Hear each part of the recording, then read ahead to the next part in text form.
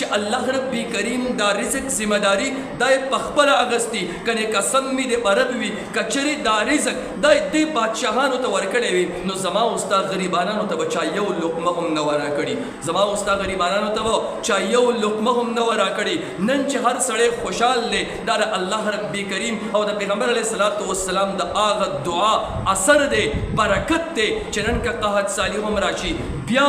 ما تعالی یو نه یو زینا رزق ملاویږي ولې دا رزق ذمہ داری دا الله اغستی دا او دا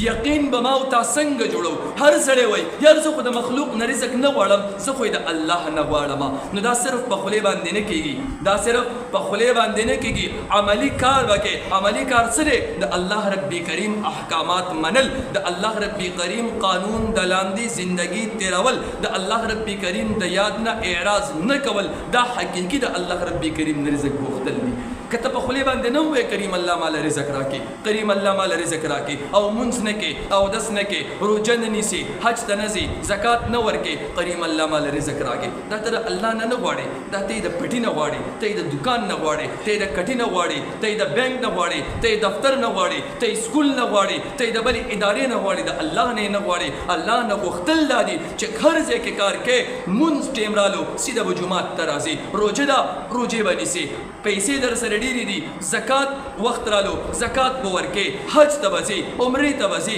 صدقه به ورکې خیرات به ورکې د الله رب کریم د رضامندۍ چې څومره